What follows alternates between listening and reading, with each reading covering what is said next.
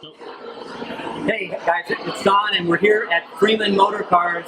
I gotta tell you, this place is awesome, and this is the guy behind it. This is Eric Freeman.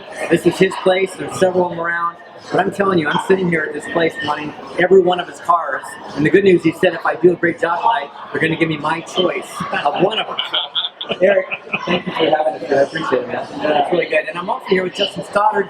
Justin is with Old Republic Title, but his big brand is Thinking Bigger Real Estate. And I was on his show not long ago. You guys are awesome. I love the way you inspire people. I love the way you just lift people up in your world. And I'm so glad you're here to introduce this program, be part of it. And I'm really looking forward to tonight's deal. Look around. We got some big people going on here. We're going to have about 70 folks, and we're excited about it. We got a lot of energy going, and we're going to pump this place up. So let's head in and make it happen. All right, we'd like to welcome everybody. Come grab a seat. If you're getting your food, no problem. Go ahead, take your time over there. We are very excited about what's going to happen here tonight. Before we begin and really do kind of an intro on the event, I think we all ought to give a big thank you to the owner of this facility, Mr. Eric Freeman. In fact, he's going to come out if we clap hard enough. Come on over, Eric.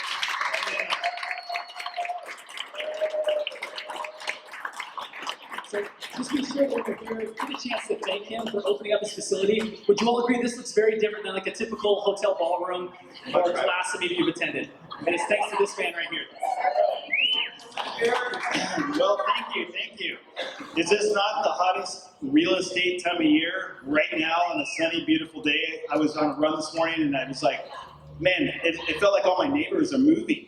And so, thank goodness there's good representation here. Driveways for cars. Yes. Exactly. Well, thank you for coming tonight. Freeman Motor Company has been in business for 29 years, and while we are a premier luxury brand here in the Portland area, we also take great pride in being a part of our community. And so this event tonight is part of that. We've had concerts here, we've had food packing events for Africa here, we've had Boy Scouts car races here, you name it, we've probably had it here. And that's because we just want to be a part of the community and support what's going on here in this area.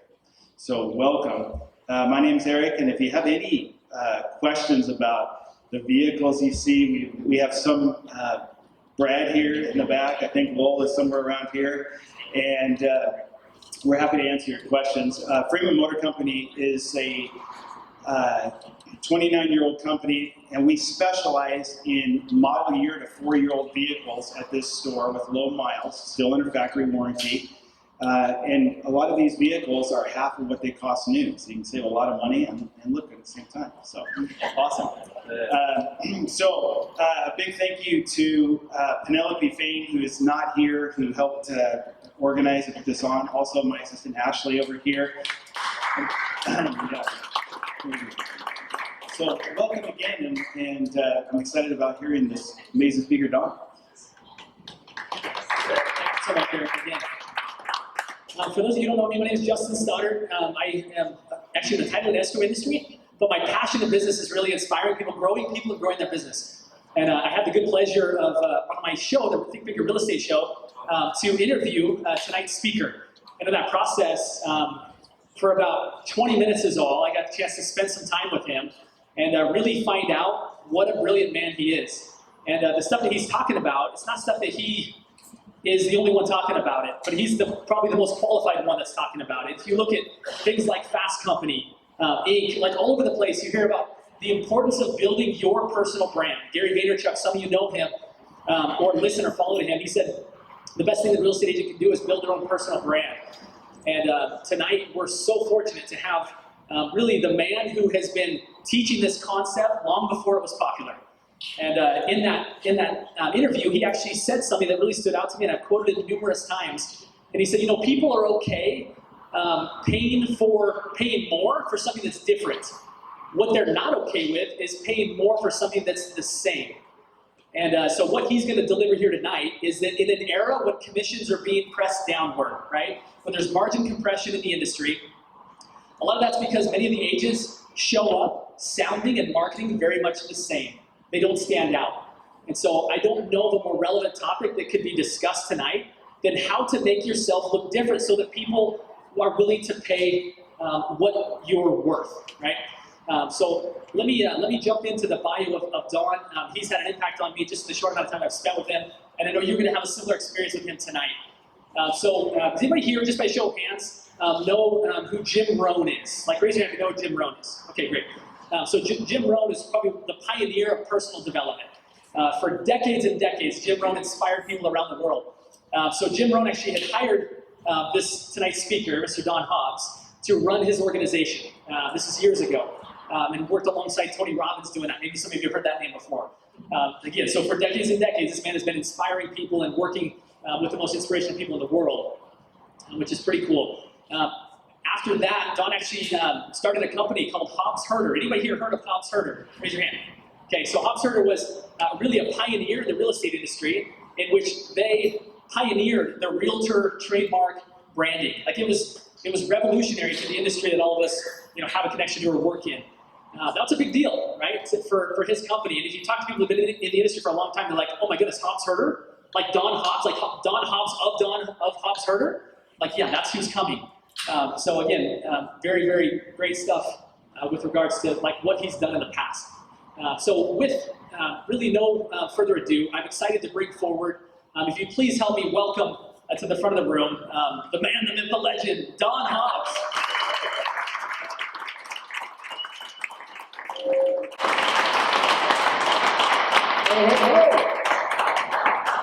Good evening, everyone. Good evening, everybody else. That was flat. I'm so happy to be here. Let's bring that down just a little bit. I think it feels like it's reverbing back. Yes? Okay.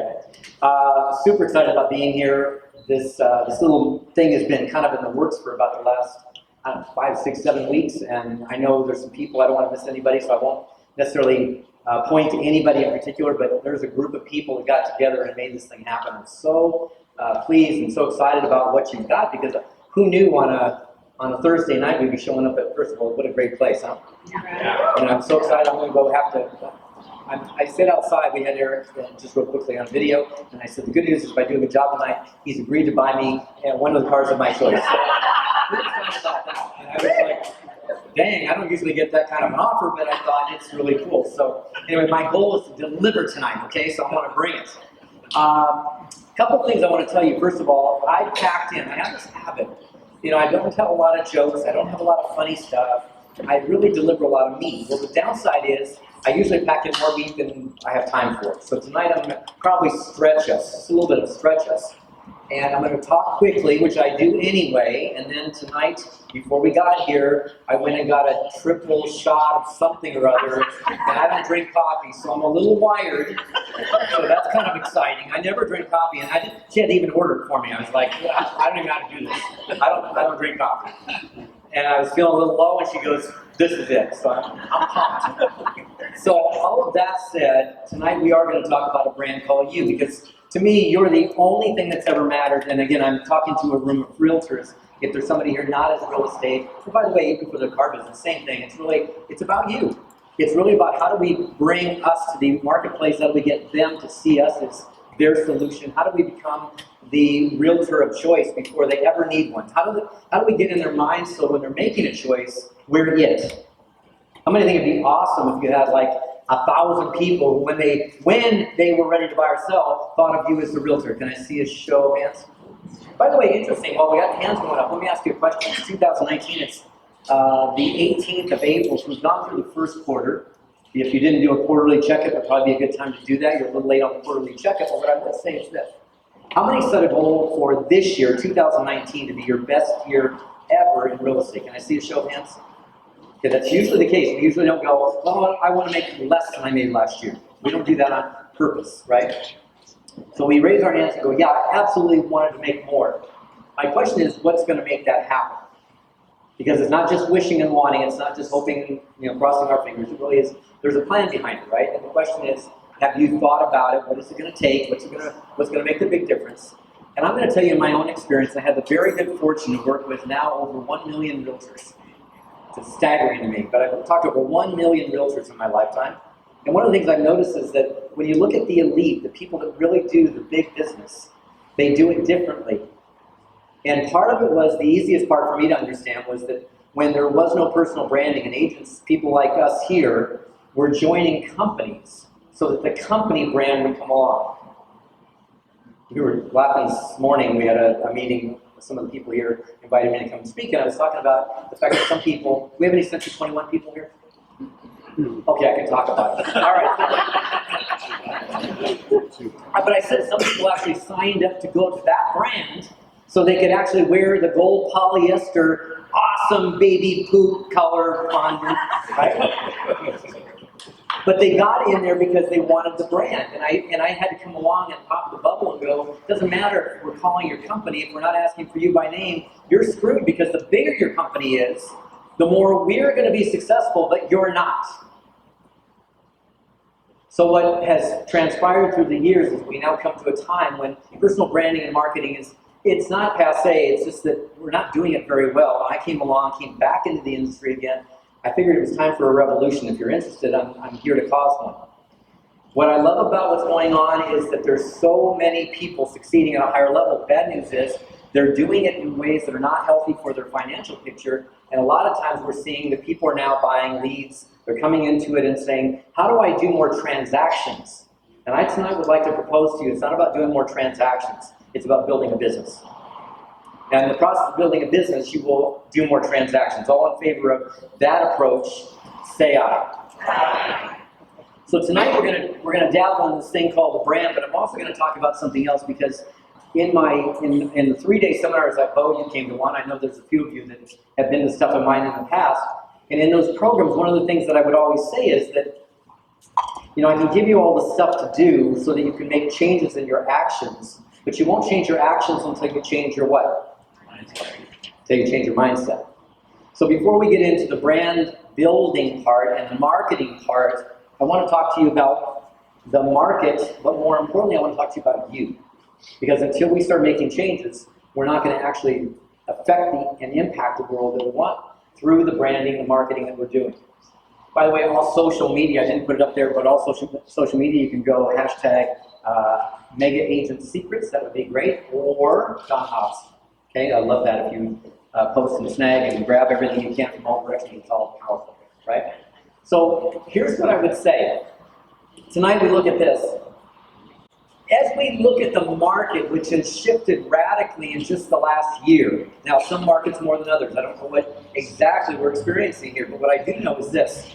I can talk to Kansas City, and in Kansas City the market is so hot they're still seeing 7 and 8 and 9 offers coming in, multiple offers at a high level. I can also go to Austin, Texas, where I live, and right now the market's slowed down substantially. So what's happening is the market's beginning to break down. We're seeing a little bit of this movement. Now, how many of you said you wanted to make more money this year? Oh, that's right, all of you. If the market decreases, where are we right now, by the way? If this is the ups and downs of real estate for in perpetuity through time, there's 83, and there's 93, and there's 2001, there's 2008, right? If that's where those are, where are we right now in the marketplace on this ups and downs? Where are we? Name a letter. Probably in the C range, which means we don't know if we're actually here, we don't know if we're here, we know we're somewhere in there, but soon we know one thing is going to happen, and that is we're going to start the ride. Throw your hands up in the air like you just don't care. Woo! Which is kind of awesome, except if you've been struggling already, you got a bad time coming. So tonight, I think we can get you mentally and physically prepared to change what you're doing so that you can have a better impact, because it's never a matter of what's happening in the marketplace, it's always a matter of what's your market share. Doesn't matter what's happening out there, what matters is happening in here. So with that in mind, what I also know is the industry is under major attack. It's happening from a lot of different sides, and we and our brokers and companies and boards, associations, I'm going to pick on everybody because I'm not associated with any of them. They've sold us out, they've really hurt us in big ways. I'm telling you, one of those is a company called Zillow, who I consider to be the most evil empire in the real estate space. Yet there are agents probably in this room that are funding them, that are paying money into them, right? Buying leads. And I'm going to tell you, if I could get one thing to happen tonight that would really radically change the industry, but certainly your future, I would say that's the place. But beyond that, we've got lots of aggregators that are selling leads. We've got lots of brokers that are putting pressures. Justin, wherever he is, Justin talked about the downward pressure on commissions. Is that not a real factor? Right? It used to be an assumed 6%. Now it's I hope 5%. And that's not totally true, but I'm just saying in general terms, the pressure is down, not up. And yet I've got agents walking into their listing presentations that are asking for 7, 8, 9, even 10% and getting it. I had a guy the other day that I loved. I love the story. He called me and said, "You got to hear this. You got to hear this." He said, "I walk into this listing presentation and I pre-filled out the form with a 7% commission. I'm scared to death because I've never offered it for more. I've always thought the pressure was on the down, right?" So he said, I walk in there, and when we got to that discussion, they said, "Well, we noticed on the paperwork the 7%, and now he's ready for it. Like he's just waiting for the dime drop. That's too high." And they said, "We actually thought you'd be more. So we're really excited." How many would love to have your clients say that? Well, how does that happen, right? How does that go? How many of you are tired of chasing income and having these peaks and valleys and the emotional roller coaster of your own business? Where literally we don't know from 1 month to the next, we don't know from 1 year to the next. We had a great year last year, but January 1st we got to start all over again. We're sure hoping it's a good year. We're going to bust our butts, but if we burned out, we've got less energy, you never know, right? One or two good things happen, you have a great year. 1 or 2 bad things happen, you could have a faulty year.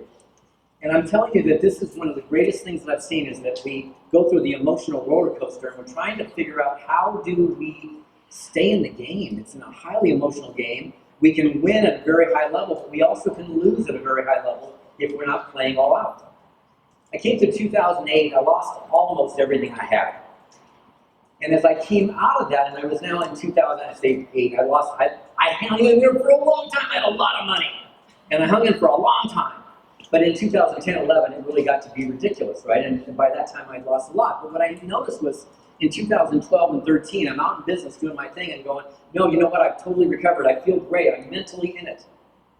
I got to 2016 when I really came emotionally back out of all that stuff, and I realized I was operating at half-mast. There was no way to keep my emotional game in check because I'd really checked out. And what we've got to do is figure out how do we stay in peak performance all the time. So I want to deal with this mental issue, and let's go to this thing called a brain called. So number one, I'm going to cover as many of these things as I can. I'm very aggressive when it comes to content. So I'm going to try and give you everything. And we're going to talk fast, and you're going to have to take notes down, and you can take pictures if you want, but I would just grab the highlights and get everything you can. Don't expect any jokes. Anything funny I've said, that was an accident, and it's not happening again for the rest of the time, okay? Well, let's go into this thing called mindset. What's the winning mindset look like? Well, number one, it all starts with you. Every decision, everything that goes on, it's going to come from inside. It's going to come from you. What we also know is that it's about how you envision life, right? What's your vision for yourself? Where do you hold yourself? What do you see this year? The envisionment of your life, by the way, when you play it out, guess what is happening? The life you're living is the one you envisioned. Sorry, wish it wasn't true, but it is. Now, by the way, on the positive side, congratulations. On the downside, it was about you. So in the end, the question I have for you is, what habits are you missing?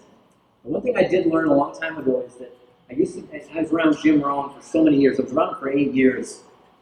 He was like a father figure to me. I love the fact that so many people knew Jim Rohn. It's awesome. Warms my heart. We had a massive impact throughout the West Coast. We weren't known in a lot of other places, but we were really huge on the West Coast. And we had, in fact, one of my co-workers was right here in Portland, Oregon for a long time, brought a lot of people to our programs. But what I will tell you is that Jim was my mentor. He was my father figure. I had a very horrible relationship with my dad. And when I got to meet Jim at 18 years old, it just sparked life. It was like, wow, a whole new world. But what I began to realize was that it wasn't just discipline, because most of us have discipline. How many have had discipline and then it disappeared? How many of you have had discipline and then the next day, not so much? Right? So one of my learnings about that was that it really came down to, it's not about your discipline, because discipline will let you down. What never lets you down is habits. Habits of the creation over and over again, the same behaviors. So what we're really looking for is not discipline, but success habits. How do we replicate the things that work? How do we decide that from this day forward, I'm going to do it often and frequent and all the time, such that it becomes what I do? When I first moved to Austin, Texas, I met this guy, Brian Johnson. Brian's a big, burly dude. He's not, actually, he's my height. He's just like, his neck is like my thighs or something. It's just enormous, right? His arms are my thighs. And when I met Brian, I walked over to him. He was in the back of the room, and I walked back to him, and I said, so what would it cost me to get those, how do I buy those guns someplace, right? Where are those? And he said, it's just a lot of gym time. And I said, how much? And he said 5 days a week, usually in the range of an hour and a half to 2 hours a day. And I gasped, and I said, how do you do that?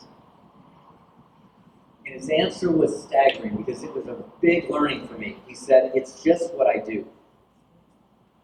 And I went, isn't that interesting? And for me, it's a lot of work. For him, it's just the habit he has created. It's just what he does. It isn't a miracle to him. It isn't like, oh my gosh, I have to get up and go to the gym. It's like he gets up and he's expecting to go. It's what he's craving. He's got the habit. So my question for you is, what habits do you need to develop tonight to make good things happen? So I want to start you off with one massive, powerful habit, and that is your morning routine. Yeah, I would take pictures of this because I'm not going to be able to go through it. I would say a lot of stuff there. And I just want to give you the picture of what it might look like, because again, my routine and your routine can be completely different, but what I do know is, here are some of the elements. I like to tell you that I'm flawless and I get all these things in, but what I'm flawless about is having a morning routine. It isn't always exactly the same because it depends on timing. But for the most part, my morning routine looks something like this. I wake up early, but how early? Well, I want you to go over here, and I want you to figure out, number 13 is a little number called, when do I go to work? And I'd like you to write down right now, when do you want to be in business mode, game time, on fire, ready to go? When's business time for you? Write that number down. That's really important. I don't care if it's 7:30, I don't care if it's 8, 8:30. I might start arguing with you if you start telling me 10. Probably not going to be on the agenda of success. Could be, just depends. But what I do know is this: once we figure that number out, everything else goes backwards. We just re-engineer our whole morning to say, if that's go time, then how do I get all this other stuff done? By the way, the question marks can be anything else that you find in your world, including sex. So that can be there, okay? You got it all covered. I just left a general overview, something that I wasn't in talking about, okay? I'm going to confess to some things, not everything.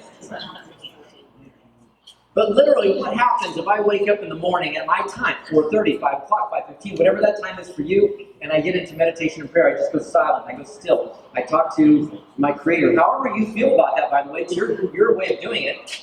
I believe this is talking to God. I believe this is listening to God. Both are kind of important. Most of us have a habit of talking to God, but forgetting to listen. That would be important.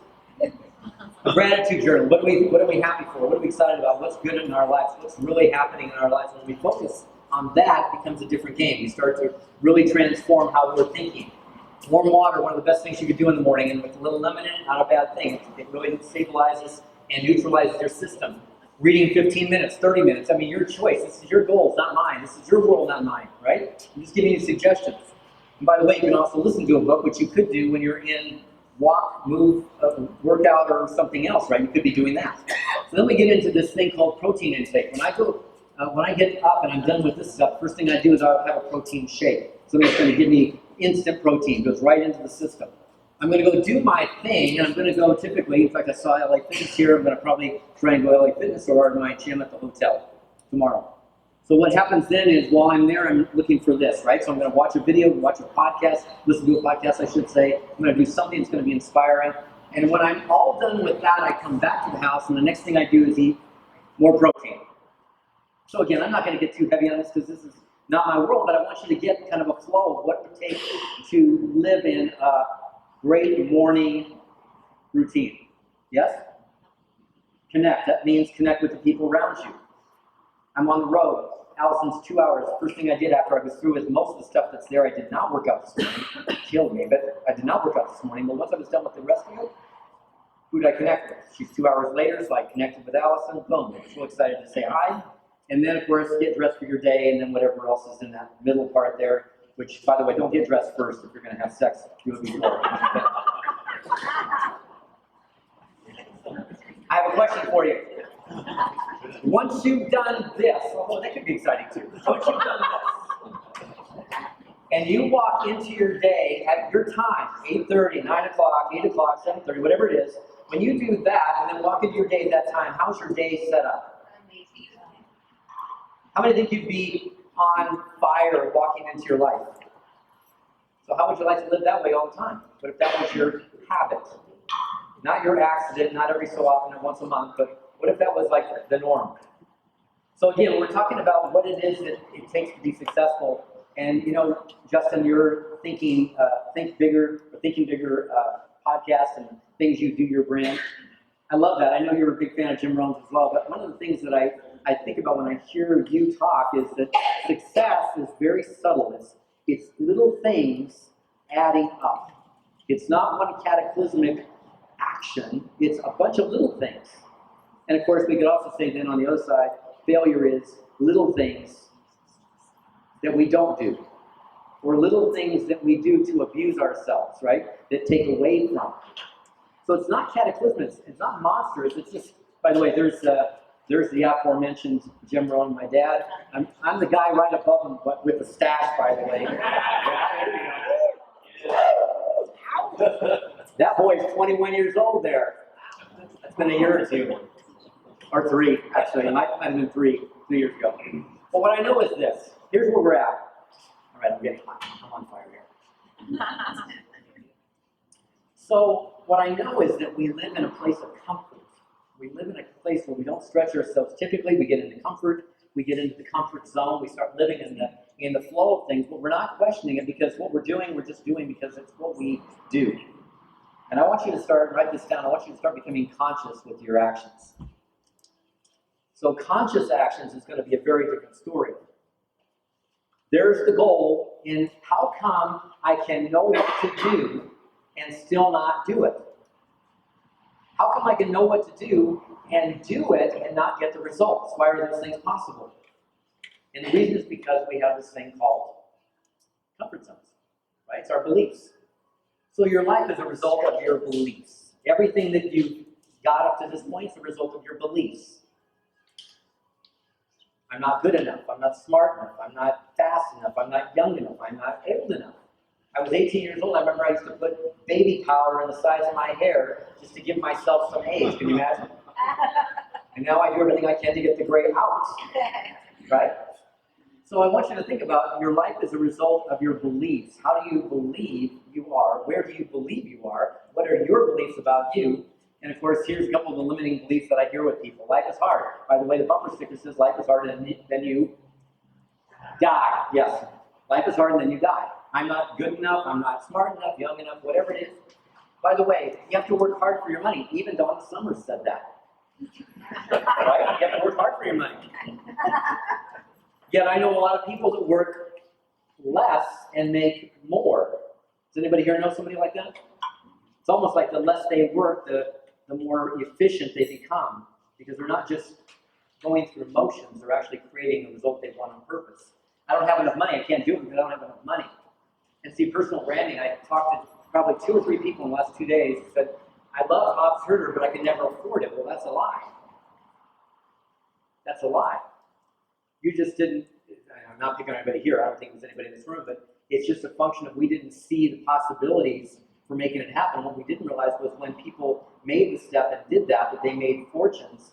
And so in the end, you would have had no problem paying for it, but you didn't believe, not in us, you didn't believe in self. By the way, when I become successful, then I will be happy.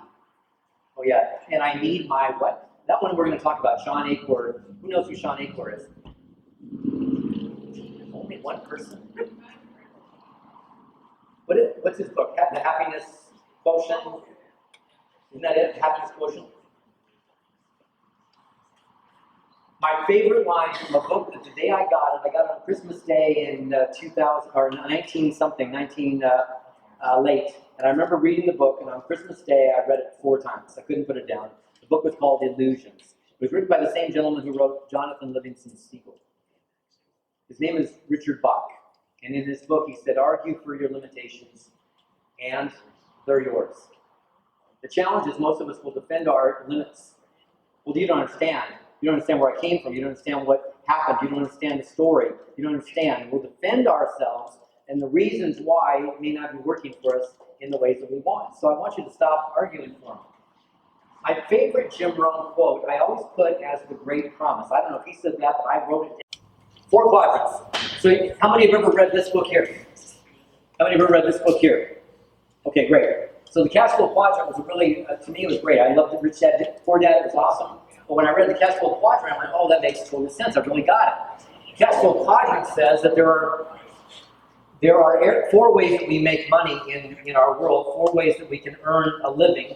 And he says the first one is the employee mode. Well, fortunately, most of us here have chosen a different path, right? We left that and we got into this place called self-employed. By the way, this is very statistically safe and secure and benefits and a guarantee and all that stuff. We got over here and we have no guarantees. You got no benefits. We got nothing. You're paying for your own health insurance. You got a lot of things coming at you, right? It's a big deal. It's good news and bad news.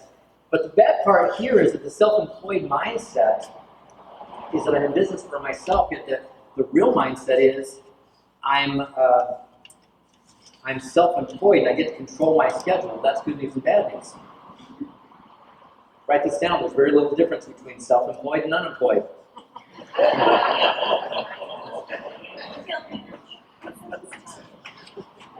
Is that the truth? Yes or yes? Yes. So what we know is that right here, I want you to write down the words, I do it. Because in the self-employed stage, we don't actually own a business. We own a job. And the way I know that is because if the hairstylist doesn't show up and cut hair, then he or she makes how much money?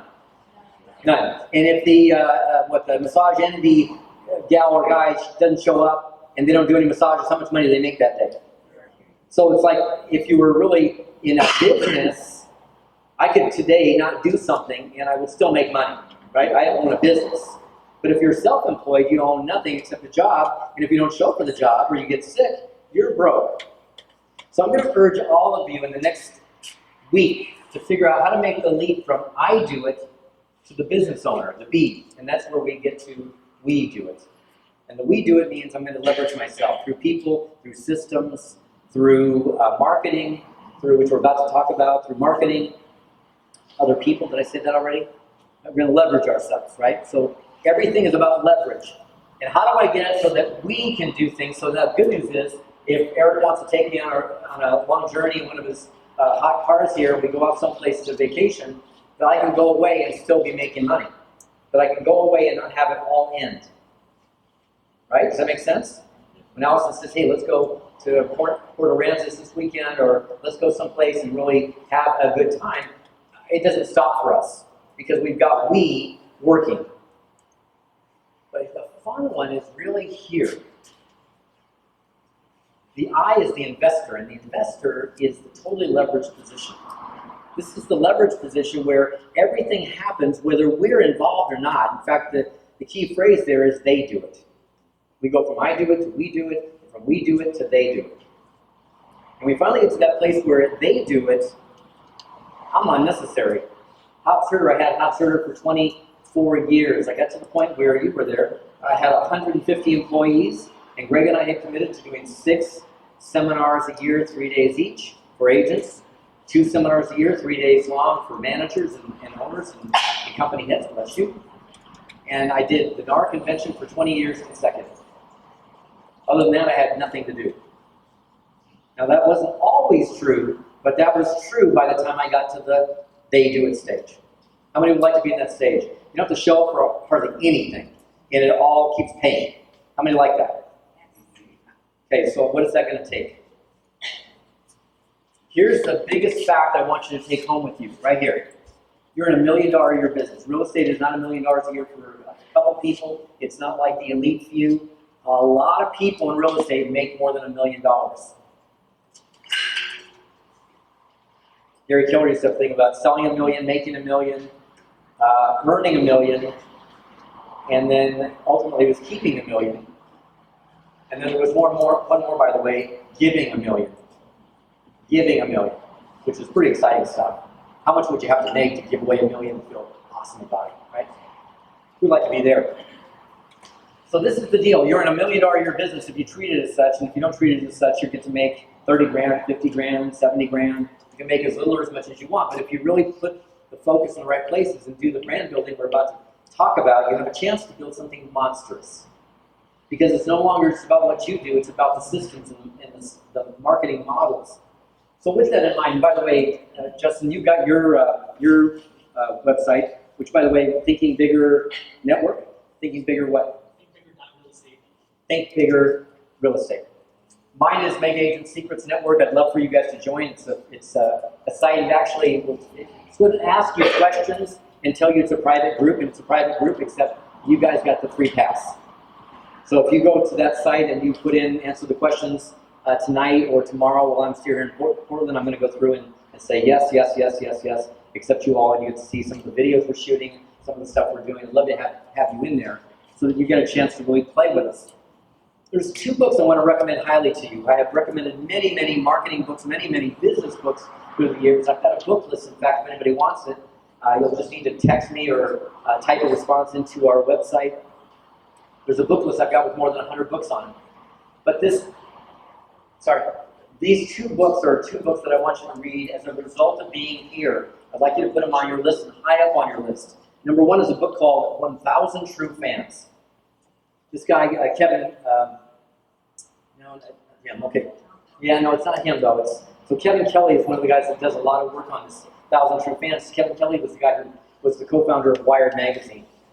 And he talks about the power of having 1,000 true fans. What does it take to get wealthy? And the answer is 1,000 true fans. So if we're rock stars, it's like 1,000 people that'll drive distance and buy my t-shirts and buy my songs in advance and all that stuff. If we're in our business, 1,000 people that say, when we're ready, that's the agent we're going to choose. Right? So we want to have 1,000 true fans. This is one of my favorite people in the whole world. Russell Brunson is one of the most amazing marketing minds in our world today. This is his 2nd book. And I'm going to tell you, if you read that and you figure out how to become an expert and really represent yourself, it'll change your entire life. Add it to what we're talking about tonight and watch what happens when you begin to really look at being an expert in your marketing yourself. All right, here we go. Let's talk marketing. Number 3 says, we got to find your blue ocean. What the heck does that mean? Who knows what the blue ocean book is? Anybody ever read Blue Ocean Strategy? Blue Ocean, he's got a new one. Blue Ocean Strategy was the first one. Blue Ocean, anybody know? I'm missing it right now, but it's the latest one he's done. Blue Ocean, what's the blue ocean? Who knows? What's the red ocean? All the sharks are. That's where all the sharks are, and they're feeding in a frenzy, yes? What does that look like in real estate? The answer is it's thinking like a realtor and doing the things realtors do. It's going after FSBOs and expireds and going through programs where they're still teaching that crap. It's going after everything that all the other realtors who are primarily broke keep doing. Let's do more of that. It's not working, but if we do it faster and more of it, certainly that will help. So we're lost in the red ocean. What we've got to do instead is we've got to start taking a focus and moving towards the blue ocean, which is what? The blue ocean is all about where nobody else is. Now in real estate, that's not hard because agents tend to congregate in the red ocean. They tend to follow each other. I used to say it's like follow the follower. They're broke, but let's go after them. They seem to all be going that way. So what we've got to do is start figuring out where our blue ocean is, which is on the other side. I'm going to say that to you in simple terms, it becomes niche markets. There's riches in the niches, right? There's absolute riches in being decisive and defined and going after a specific marketplace. So I wrote these out for you. I'd like you to take a picture of this, but I think it'll be helpful for you. But I want you to get real clear about one thing. Who is your client? And I'm going to tell you it's not everybody. When I talk to realtors and I say, who's your target market? They go, well, listen, I'm selling houses. I can sell them to anybody. Everybody's my possible. And I'm like, that's a loser attitude. That's a loser way of thinking about your marketing. You've got to start thinking in terms of specifics. I got a question for you. How many of you have noticed that the legal profession over the last 2 decades has gone towards specialization? How about the medical profession? How about that one? So who gets paid more, the neurosurgeon or the general practice MD? GPMD probably has more clients. The neurosurgeon makes a lot more money. One's more valuable, one's less valuable. Why is that? Specialization. So I'm going to suggest to you that you want to start building value, but what you're going to have to figure out is, who are you looking for? I happen to be a fly fisherman, so I always think about this one, but I don't use bait, I use flies. So I'm like, what are they eating? What bugs are they on, right? And I've got to figure out which fly matches the hatch and go, that's the one that's going to win for me. But what I do know for each and every one of you is most of you have no idea what you're fishing for, and you don't even know what lake you're fishing in or what river you're fishing in. And therefore, it's really hard to figure out what fly to use and what bait to use because we're trying to appeal to everybody. So today I want you to get really clear about that. So here's my girl, this is Allison, and she's at home. She usually travels, we travel together, we speak together a lot, and this is her. Who's Condo Contessa? Well, in Austin, Texas, that's her. 6 buildings, straight up.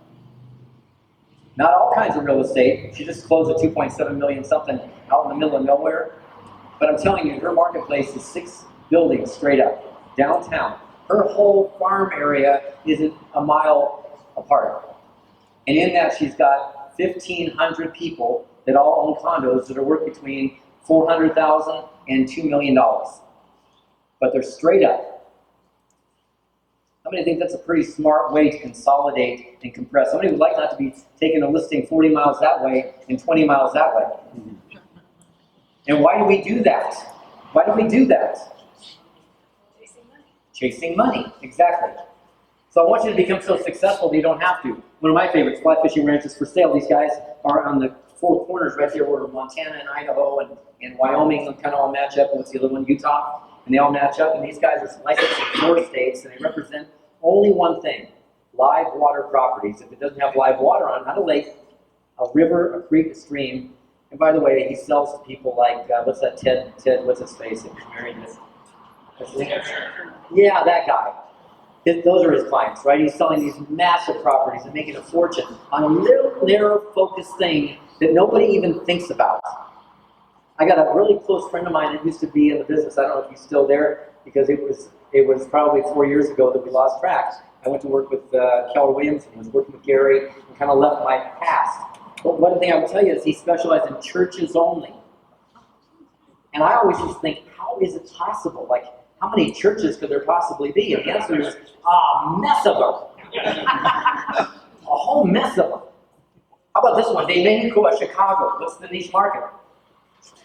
Spanish-speaking market, the Hispanic market. Where? In Chicago. I mean, my cousin was there. I used to go there all the time. I've traveled there a million times. Never thought about that being a real Hispanic population. Yet is there in every city a population of people in all cultures from many languages? Could we not specialize in that and have, by the way, the poll is, you're just like me. We like each other. We have things in common. We have common history. We have common culture.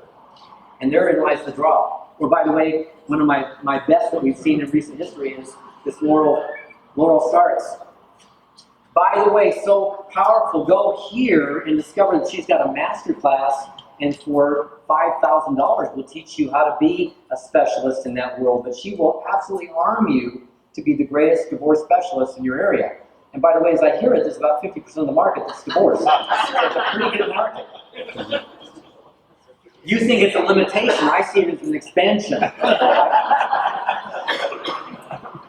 Number 4, develop your story. Okay, we're going to keep picking up speed here, gang. So if you think you've been writing fast, write faster.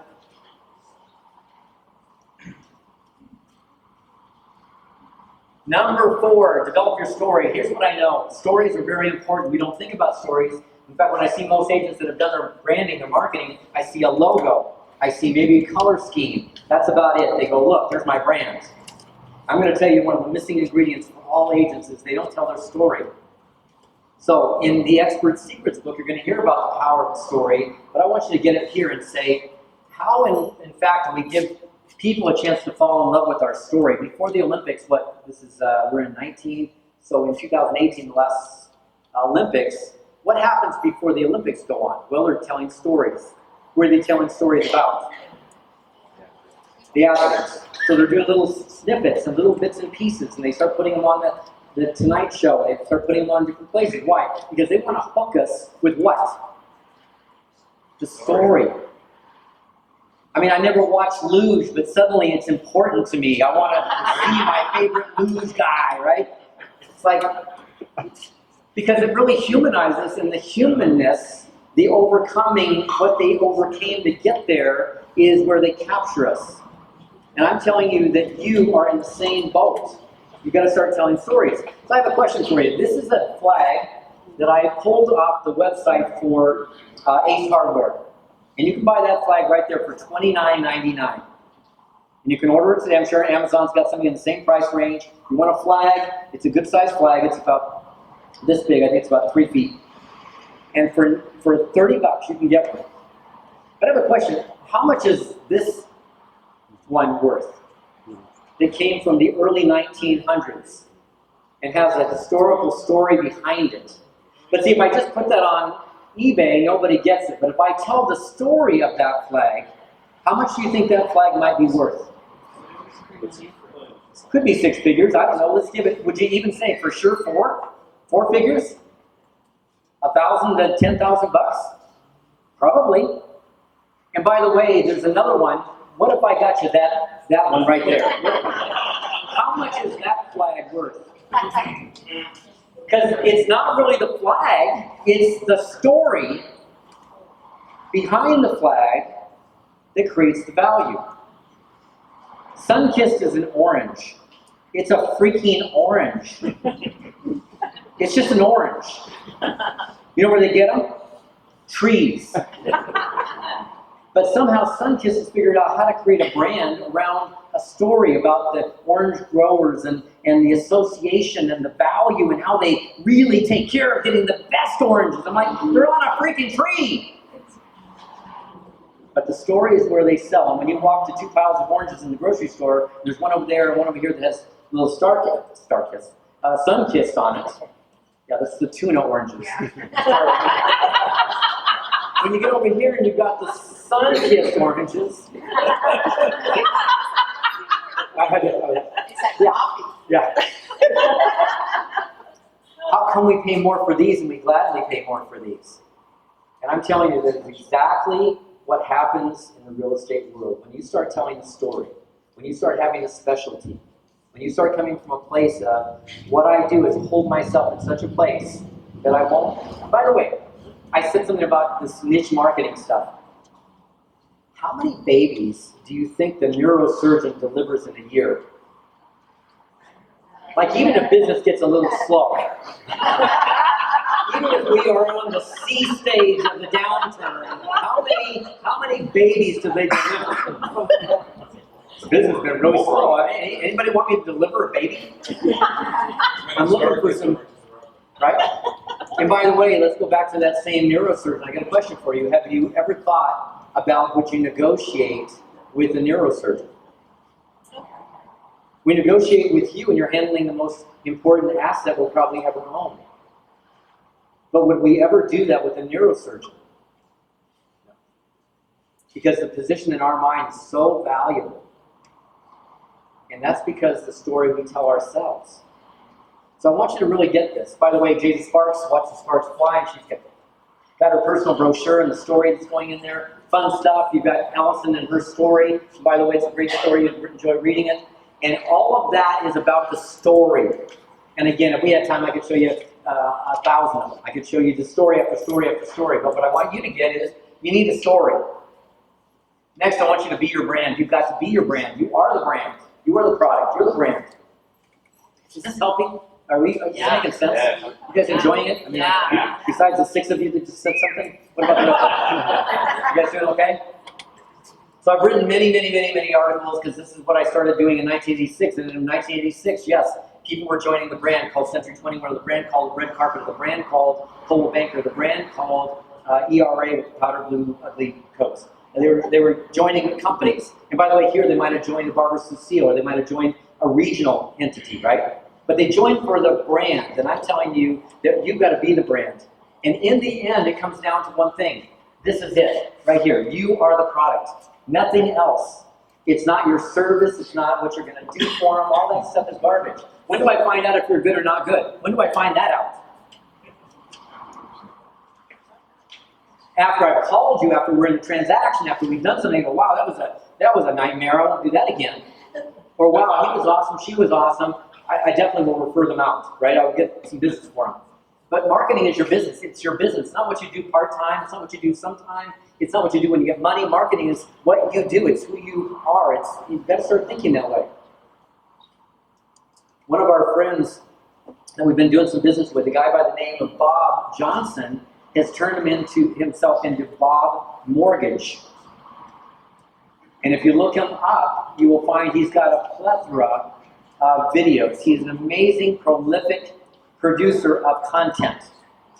And he's built a business to where this year, and if not this year, he says next year, I want to get to $1 billion in sales in mortgage. I've never heard of any mortgage lender getting close. 150 million, 180 million, not even close. His profile is kept so high. Now here's what's happening. Marketing is a battle for the mind share. It has nothing to do with who's good and who's not. It has to do with mind share. What are they thinking? How do we get to their minds? Second part is this: give clients a brand choice. But the key is you have to separate yourself from the masses, because in this area, as we talked about this morning, with some of those that came to the breakfast, is what we discovered there's almost 10,000 realtors in town. So let's sober up and get, I don't mean sober up from your drink, I don't mean that. I mean, let's sober up and get real and say, if there's 10,000 realtors here, what choice do I even have getting selected? Why would they pick me? What is it that I do that's so magical? And by the way, don't give me well, there's 3 things that I do for my clients nobody else does, because I won't find that out until after I've picked you. And I'll never find out if I don't pick you. So it has to be different in a branding sense. It has to be different in that sense. So it comes down to, it's not your client, it's not your company brand that matters, it's purely your brand. And by the way, this is what I said earlier to you, write that down, get that piece, because if your company brand means something. I know that we were talking to a guy the other day with Sotheby's, and he said, but I really like the Sotheby's brand because it represents me. And I said, I think you're lying to yourself. I think it's because you're not representing yourself. I think you have to realize that the company doesn't even matter. That if you've really done your job right, you can move companies, nobody will even know that you moved. That's the reality of a great brand. And if you have a lousy brand, they're going to notice every time you look like a flake and move.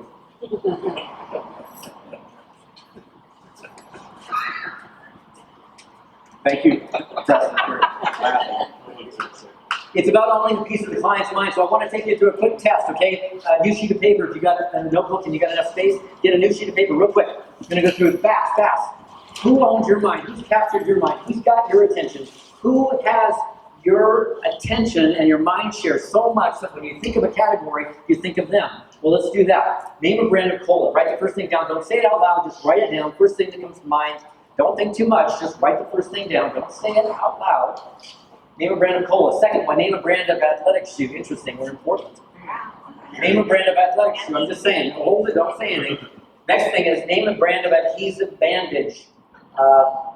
So that said, there's a couple things I want you to hear. One, loud and clear.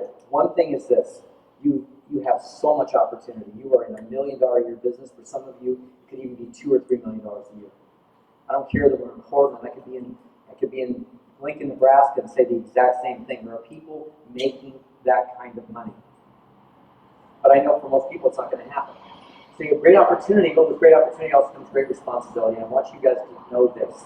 I believe that you are not only the future of real estate, I believe that what you do because of our profile, because of what we do to help people in their lives, because of the investment that you represent, I believe that you have a high responsibility. So I've had a habit of doing this for years now, and I end with something that's very important to me, very special to me. I hope it will be to you. But I want to tell you something that's really why I got to it, because I was in a theater one night watching a movie, and some of you remember this movie called Coach Carter. Anybody remember the movie? Coach Carter. It's a basketball movie. It'll show it here, but it's really not. It's about life. It's about values. It's about character. It's just a meaningful. Eric, have you ever seen the movie? I think it's a great team movie. For anybody that's got a team, I would want to show it. But I'm watching the movie, and I'm in the theater, and it's a great movie, basketball movie. Coach Carter really does exist. It's a real movie, a real story. In the tough area of Oakland, and he takes this group of at-risk youth. It must be late. And he turns their lives around. And in the end, he saves them from guns and drugs and things that were just not going well for this group.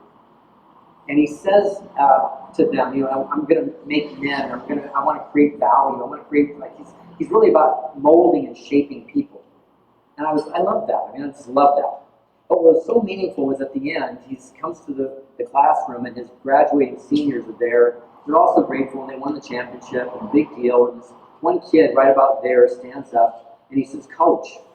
And he started saying these words. And I remember I started bawling. The words were just amazing. And my eyes just pouring tears.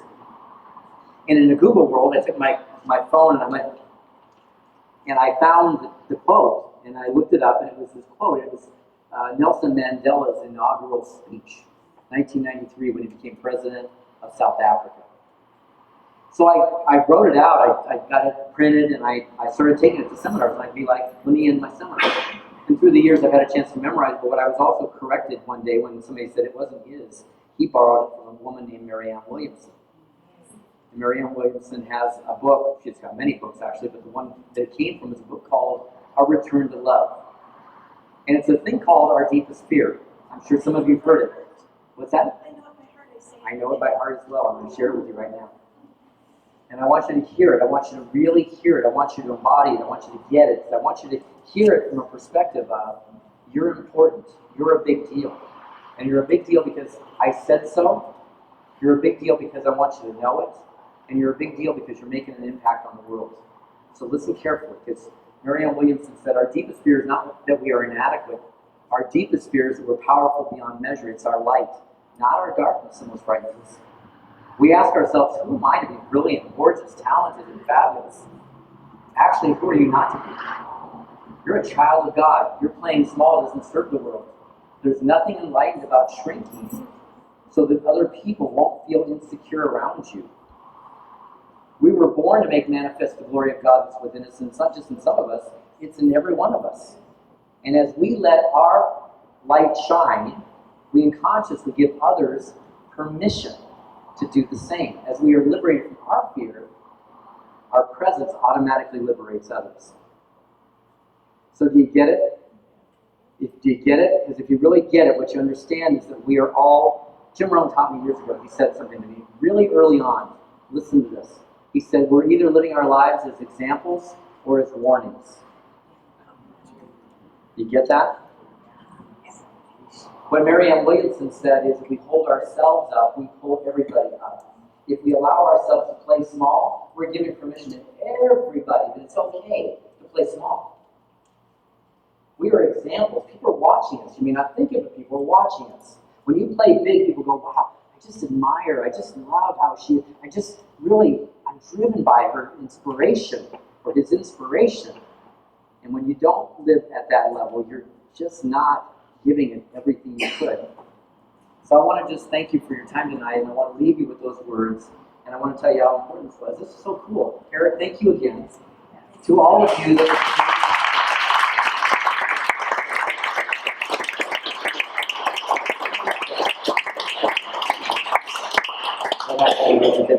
So, thank you very much. Listen, I look forward to being with you. I think we're going to do something tomorrow, and if anybody wants to come, and Justin, you may know about that. I'm not sure where it is and when it is. But I will